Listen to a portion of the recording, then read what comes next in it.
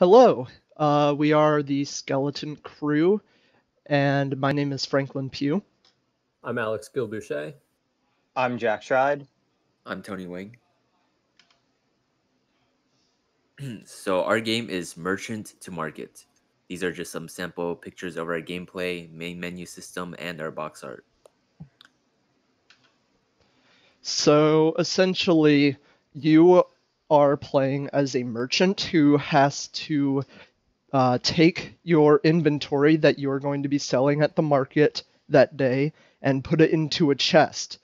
All of your different items have different dimensions, but your chest is square, so it's up to you to figure out how you want to put your items in the chest so that your chest is full. So, our target audience is casual players and puzzle game fans, particularly children, but not necessarily. It is only playable by one person at a time, so what we kind of wanted to go for with this game was the sort of pick up and play mentality, something that you can beat one level, then put down, no big deal. The core gameplay is that you have all these items and you have to fit them onto a grid. And you click and drag items, you rotate them around so that they all fit. You win a level by fitting all of the items into the box, and you end the game by winning all of the levels. Some of the strong points of the game is that many of the puzzles have multiple solutions. The game doesn't look for having all of the items in a particular configuration, just having all of the items fitting in the box. So a lot of the puzzles have multiple solutions, which personally is something I really enjoy seeing in games. And also the difficulty scales as you progress through the game, so there aren't huge difficulty spikes. The player can get used to the game before they get to the really hard parts. And the game it's a simple concept. It's easy to pick up and easy to learn. Some of the weaknesses is that it is a simple game. There's not a whole lot to it. And also the story is lacking. There isn't a lot of narrative development throughout. And the visuals of the game are a little rough. If we had more time to work on it, certainly we could make it look a little nicer. As a team, we had a few strengths and a few weaknesses. So as for strengths, we had a pretty positive team dynamic. We all worked well together. Whenever someone's having trouble with something, no one would hesitate to offer help or advice, to look at what the problem was, see if they could help fix it. And then we also distributed the tasks evenly, or as evenly as things can get. No one really complained about the work they were given. We just looked at the tasks we had to get done, and we all just kind of picked what we wanted to do from those tasks. What was left over, we just distribute equally amongst ourselves. So this way, everybody had something to do at all times, and one person wasn't taking on too big of a workload. As for weaknesses, in terms of this project, time did kind of creep up on us, and by kind of, I mean immensely. We thought we had more time to do it. It was clear near the end we did not, so we really had to, just put the axe to the grindstone, get really into it, and just get a lot of stuff done in this last week. And in terms of this time we started, we did start a little later than we probably should have. It took us a little bit to come up with an idea for a game, and then on top of that, we did have some issues with getting GitHub and Uni to work together, so that kind of contributed to the late starting, but we should have really tackled these issues a lot sooner than we did in the first place. And the lessons learned, this game is worth further development. It does have a simple but fun gameplay, and with how little we really have in terms of mechanics, we can add a lot more and make the game more complex. Will it still be the same game is then another question. If we add in too much, then what we have now would kind of be a backdrop in terms of more complex things we can add, since seems to be just a basis, kind of like just an engine with the mechanics built into it. Now, things that we could do different next time, we can map everything out, so this way we have a plan from the start, no trying to figure out what we need later down the line. And we also can start working as soon as we possibly can, instead of just sitting there and trying to figure stuff out.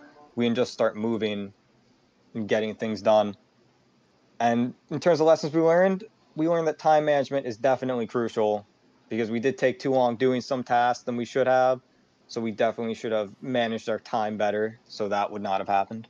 As well as some tasks took longer than we expected, or we overshot however long we thought it would take versus how long it actually took. And moving on to our next slide, we have future work. So currently the game, as we have mentioned, is very simple. So the current board system does not support different shapes. It's only a square to rectangle. But we, in the future, if we did continue working on this, we would like to add many different board shapes, maybe stars, triangles, rhombuses. Like we mentioned before, more game mechanics. Currently, it's just drag, drop, fill the board, and you're done.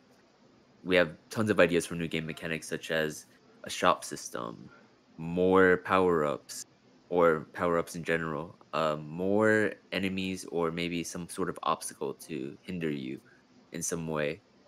We could also add a storyline, which will help to flow it all together. Since this is set in the world of F-Sharp, there's tons of lore that we could look into and expand upon. And this was mentioned before during our phasing, or like when we started creating the idea of the game, but procedural level generation would definitely be added in the future if we continued working. So that's the end of our presentation. We hope you enjoyed it, and we hope that you enjoy our game. Thank you very much. Hello, this is the Skeleton Crew, and this is our game, Merchant to Market.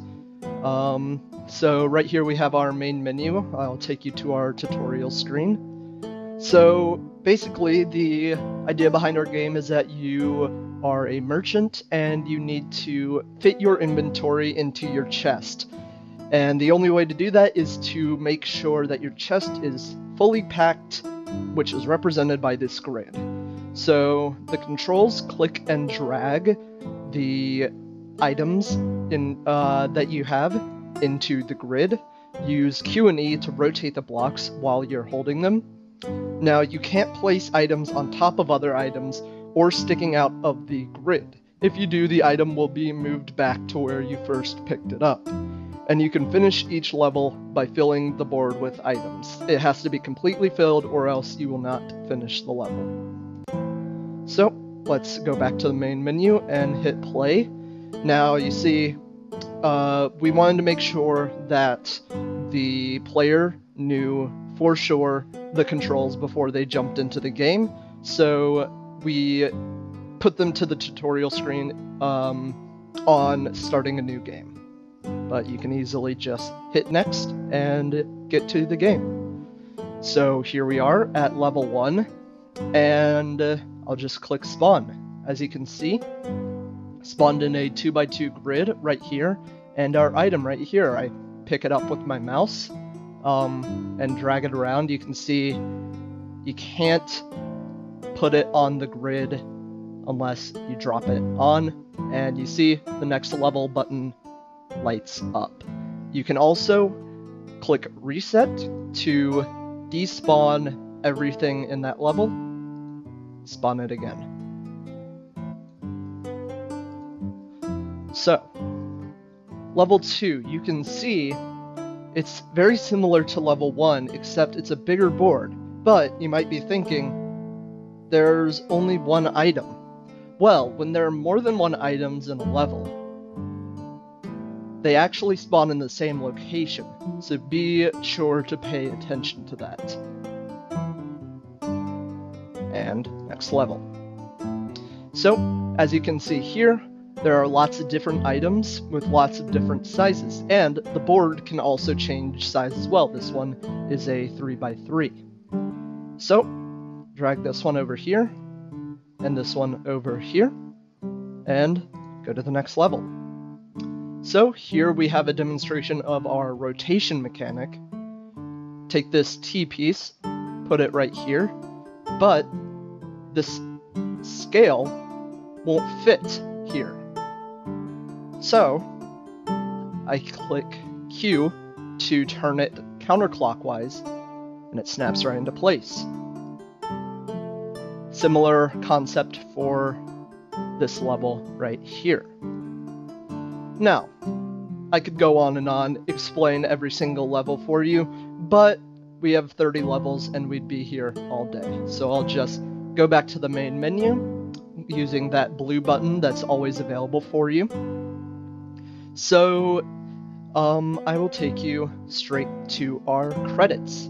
So here we are at the credits screen. As you can see, this game was made by the Skeleton Crew, and that is made of myself, Franklin Pugh, Alex Boucher, Jack Schride, And Tony White. and here you can see all of the different assets that we used, including our music, all the art that we used, background, and the font. So, our game actually doesn't have a traditional pause menu due to the fact that there isn't really anything that would need pausing. In the game, you can access the main menu at any time, go to the tutorials, the credits, and go right back to the game. So we didn't feel the need to implement a traditional pause menu when we have our main menu that would do essentially the same thing. And yep, obviously the quit button quits.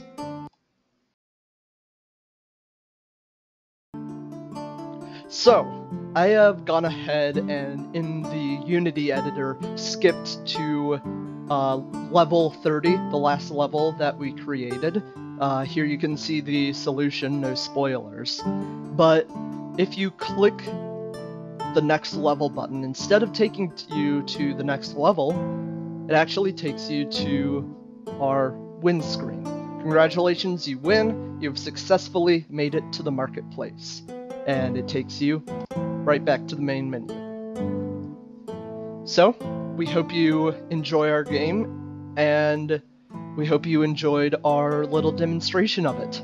Thank you very much.